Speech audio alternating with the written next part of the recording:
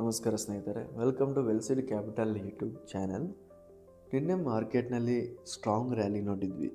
ಆದರೆ ಇಂದು profit booking ಬಂದ ಕಾರಣ ಮಾರ್ಕೆಟಲ್ಲಿ ಸ್ವಲ್ಪ ಪ್ರೆಷರಲ್ಲಿ ಇತ್ತು. ರಿಯಾಲ್ಟಿ, FMCG ಮತ್ತು IT ಸೆಕ್ಟರ್ನಲ್ಲಿ ಸೆಲ್ಲಿಂಗ್ ಪ್ರೆಷರ್ ಹೆಚ್ಚಾಗಿದ್ದು, ಈ ಎಲ್ಲ ಸೆಕ್ಟರ್ ಮೇಜರಾಗಿ ಬೆಂಚ್ ಮಾರ್ಕ್ ಇಂಡೆಕ್ಸ್ಗೆ ಒಂದು ಡೌನ್ ಟ್ರೆಂಡ್ ಆಗಿ ಮೂಮೆಂಟ್ ಕೊಡೋಕ್ಕೆ ರೀಸನ್ ಆಯಿತು. ಆದರೆ ಮೆಟಲ್ ಮತ್ತು ಮೀಡಿಯಾ ಸೆಕ್ಟರ್ ಮಾತ್ರ ಒಂದು ಉತ್ತಮವಾದ ರ್ಯಾಲಿಯನ್ನು ತೋರಿಸಿ ಪಾಸಿಟಿವ್ ಆಗಿ ಕ್ಲೋಸ್ ಆಯಿತು. ಇನ್ನು ಇಂಡೆಕ್ಸ್ ಪರ್ಫಾರ್ಮೆನ್ಸ್ ನೋಡಿದರೆ ನಿಫ್ಟಿ ಸುಮಾರು 0.64% ಬಿದ್ದು 24,650 ರೇಂಜಲ್ಲಿ ಕ್ಲೋಸ್ ಆಯಿತು. ಇನ್ನು ಮತ್ತೊಂದೆಡೆ ಸೆನ್ಸೆಕ್ಸ್ ಕೂಡ ಸುಮಾರು 0.27% ಬಿದ್ದು 78,430 ರೇಂಜಲ್ಲಿ ಕ್ಲೋಸ್ ಆಯಿತು. ಇನ್ನು ಮೇಜರಾಗಿ ಯಾಕೆ ಮಾರ್ಕೆಟ್ ಫಾಲ್ ಆಯಿತು ಅಂತ ನೋಡಿದರೆ, ಮಾರ್ಕೆಟ್ ಫಾಲ್ ಆಗೋಕ್ಕೆ main reason realty, FMCG, IT ಸೆಕ್ಟರ್ನಲ್ಲಿ ಬಂದಂಥ ಹ್ಯೂಜ್ ಸೆಲ್ಲಿಂಗ್ ಪ್ರೆಷರ್. ಸೊ ನಿನ್ನೆ ಸ್ಟ್ರಾಂಗ್ ರ್ಯಾಲಿ ಬಂದ ನಂತರ ಹಲವು ಟ್ರೇಡರ್ಸ್ ಏನು ಮಾಡಿದ್ದಾರೆ ಅಂದರೆ, ಟ್ರೇಡರ್ಸ್ ಅಥವಾ ಇನ್ವೆಸ್ಟರ್ಸ್ ಏನು ಮಾಡಿದ್ದಾರೆ ಅಂದರೆ ಮಾರ್ಕೆಟ್ನಲ್ಲಿ ಪ್ರಾಫಿಟ್ ಬುಕ್ಕಿಂಗ್ ಮಾಡಿಕೊಂಡ್ರು. ಸೊ ಇದೆಲ್ಲ ಪ್ರಾಫಿಟ್ ಬುಕ್ಕಿಂಗ್ ಆದ ತಕ್ಷಣ ಮಾರ್ಕೆಟ್ ಸಡನ್ನಾಗಿ ಫಾಲ್ ಆಯಿತು. ಸೊ ದಿನಪೂರ್ತಿ ಇವತ್ತು ಮಾರ್ಕೆಟ್ ನಿಫ್ಟಿ ಟೋಟಲಿ ಒಂದು ಸೆಲ್ಲಿಂಗ್ ಪ್ರೆಷರನ್ನು ಕಂಡಿತ್ತು. ಇನ್ನು ಹೊಸ CAS system, closing option session system ಬಂದ ಕಾರಣ ಮಾರ್ಕೆಟಲ್ಲಿ ಒಂದು ಹ್ಯೂಜ್ ಆದ ವಾಲಟಿಲಿಟಿ ಬೇರೆ ಕಂಡ್ವಿ ನಾವು ಇವತ್ತು. ಒಟ್ಟಾರೆ ಇಂದಿನ ಮಾರ್ಕೆಟ್ನಲ್ಲಿ ಪ್ರಾಫಿಟ್ ಬುಕ್ಕಿಂಗ್ ಹೆಚ್ಚು ಕಂಡು ಬಂದರೂ ಇದು ದೊಡ್ಡ ನೆಗೆಟಿವ್ ಸಿಗ್ನಲ್ ಅಲ್ಲ.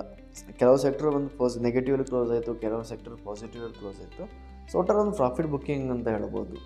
ನಾಳೆ ದಿನ ಮಾರ್ಕೆಟಲ್ಲಿ ಒಂದು ಬೌನ್ಸ್ ಬ್ಯಾಕು ಕಾಣ್ಬೋದು ಇಲ್ಲಿಂದ.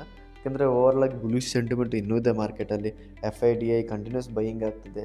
ಸೊ ಗ್ಲೋಬಲ್ ನ್ಯೂಸ್ ಕೂಡ ಹೇಳುವಂಥ ದೊಡ್ಡ ನೆಗೆಟಿವ್ ಟ್ರೆಂಡ್ ಇಲ್ಲ ಇವಾಗ. So negative news, war news ಕೂಡ ನೆಗೆಟಿವ್ ಆಗಿಲ್ಲ. ಸೊ ಓವರಾಲ್ ಟ್ರೆಂಡ್ ನೋಡೋದು ಮಾರ್ಕೆಟ್ ಸ್ಟಿಲ್ ಇನ್ ಬುಲಿಶಲ್ಲಿದೆ. ಸೊ ಟ್ರೇಡ್ ಮಾಡೋರು ಆಲ್ಮೋಸ್ಟ್ ಕೇರ್ಫುಲ್ಲಾಗಿ ಟ್ರೇಡ್ ಮಾಡಬೇಕು. ಇನ್ನು ಫ್ರೆಂಡ್ಸ್, ಇವತ್ತಿನ ನಿಫ್ಟಿ 50 ಟಾಪ್ ಗೈನರ್ಸ್ ಯಾರು ಅಂತ ನೋಡಿದರೆ, ಅಪೋಲೋ ಹಾಸ್ಪಿಟಲ್ ಸುಮಾರು 2.61% ರೈಸ್ ಆಗಿ ಟಾಪ್ ಗೈನರ್ ಲಿಸ್ಟ್ನಲ್ಲಿ ಫಸ್ಟ್ ಪ್ಲೇಸಲ್ಲಿತ್ತು.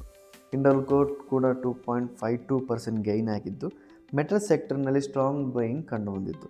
ಇದರ ಜೊತೆಗೆ Trent, Jiofin, ITC, Eternal, JSW, Bajaj Finserv ಮತ್ತು ಕೋಲ್ ಇಂಡಿಯಾ ಸೆಕ್ಟರ್ ಕೂಡ ಗ್ರೀನಲ್ಲಿ ಕ್ಲೋಸ್ ಆಯಿತು. ಓವರಾಲ್ ಆಗಿ ನೋಡಿದರೆ ಇವತ್ತು ಹೆಲ್ತ್ ಕೇರ್ ಮತ್ತು ಮೆಟಲ್ ಸೆಕ್ಟರ್ನಲ್ಲಿ ಗುಡ್ ಬೈಯಿಂಗ್ ಇತ್ತು. ಆದರೆ ರಿಯಾಲ್ಟಿ, FMCG ಮತ್ತು IT ಸೆಕ್ಟರ್ನಲ್ಲಿ ಸೆಲ್ಲಿಂಗ್ ಪ್ರೆಷರ್ ಜಾಸ್ತಿ ಇದ್ದ ಕಾರಣ ಮಾರ್ಕೆಟ್ ನೆಗೆಟಿವ್ ಆಗಿ ಕ್ಲೋಸ್ ಆಯಿತು. ಇನ್ನು ನಾವು ಇವತ್ತಿನ ನಿಫ್ಟಿ ಟಾಪ್ ಲೂಸರ್ಸ್ ಬಗ್ಗೆ ನೋಡೋದಾದರೆ, ಗ್ರಾಸಿಮ್ ಸುಮಾರು 3.74% ಇಳಿಕೆ ಕಂಡು ಇಂದಿನ ಬಿಗ್ಗೆಸ್ಟ್ ಲೂಸರ್ ಆಗಿದೆ. HDFC ಲೈಫ್ಸು ಕೂಡ ಸುಮಾರು 3.1% ಡೌನ್ ಆಗಿದೆ. Bajaj auto, Max health care, Reliance, ಇನ್ನು NTPC ಶೇರ್ಸ್ ಕೂಡ ಒಂದು ನೆಗೆಟಿವ್ ಆದ ಕ್ಲೋಸನ್ನು ಕಂಡಿದ್ದೇವಿತ್ತು. ಓವರಾಲ್ ನೋಡಿದರೆ ಇವತ್ತು ನಿಫ್ಟಿ ಮೇಲೆ ಹ್ಯೂಜ್ ಆದ ಸೆಲ್ಲಿಂಗ್ ಪ್ರೆಷರ್ ಬರೋಕ್ಕೆ ಎಲ್ಲ ಸೆಕ್ಟರ್ಗಳ ಸ್ಟಾಕ್ಸ್ಗಳು ಮೇನ್ ರೀಸನ್ ಆಗಿ ಇವತ್ತು ಕಂಡಿತ್ತು.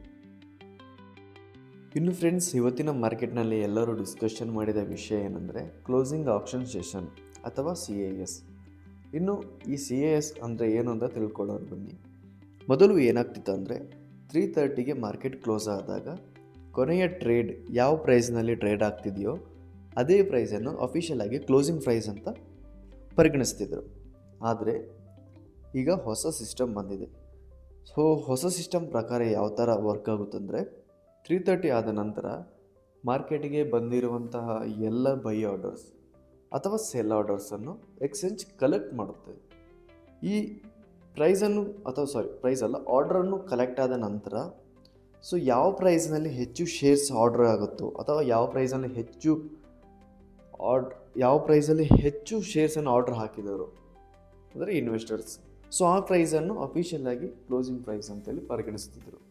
ಸೊ ಇದು ಯಾವ ಥರ ವರ್ಕ್ ಆಗುತ್ತೆ ಅಂತ ಎಕ್ಸಾಂಪಲ್ ಪ್ರಕಾರ ನೋಡಿದರೆ, ಸಪೋಸ್ ಒಂದು ABC ಶೇರ್ಸ್ ಲಾಸ್ಟ್ ಮೂಮೆಂಟಿಗೆ 100 ರೂಪೀಸಲ್ಲಿ ಶೇರ್ ಟ್ರೇಡ್ ಆಗ್ತಿದೆ ಅಂತ ತಿಳ್ಕೊಳ್ಳೋಣ.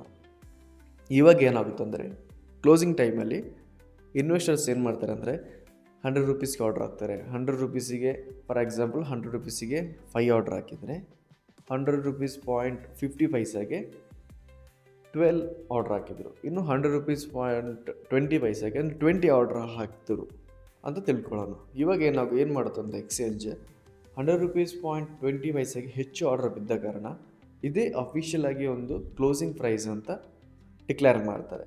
ಸೊ ಈ ಸಿಸ್ಟಮ್ ಮೈನ್ ಥರ ಉದ್ದೇಶ ಏನಂದರೆ ಫೇರ್ ಪ್ರೈಸ್ ಫಿಕ್ಸ್ ಮಾಡೋದು ಮತ್ತು ಪ್ರೈಸ್ ಮ್ಯಾನಿಪುಲೇಷನನ್ನು ಕಡಿಮೆ ಮಾಡೋದು.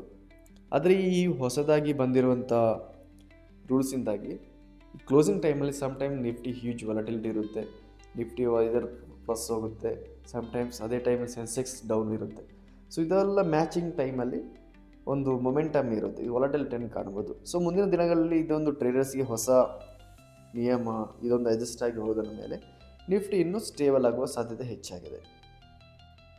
ಇನ್ನು ಫ್ರೆಂಡ್ಸ್, ವಿಡಿಯೋ ಇಷ್ಟ ಆಗಿದ್ದರೆ ಲೈಕ್ ಮಾಡಿ, ನಿಮ್ಮ ಫ್ರೆಂಡ್ಸ್ ಜೊತೆ ಶೇರ್ ಮಾಡಿ. ಡೈಲಿ ಸ್ಟಾಕ್ ಮಾರ್ಕೆಟ್ ಅಪ್ಡೇಟ್ಸ್ಗಾಗಿ ನಮ್ಮ ಚಾನಲ್ನ ಸಬ್ಸ್ಕ್ರೈಬ್ ಮಾಡಿ ಮತ್ತು ಬೆಲ್ ಐಕಾನನ್ನು ಪ್ರೆಸ್ ಮಾಡಿ. Thanks for watching. ಮುಂದಿನ ವಿಡಿಯೋದಲ್ಲಿ ಮತ್ತೆ ಭೇಟಿಯಾಗೋಣ.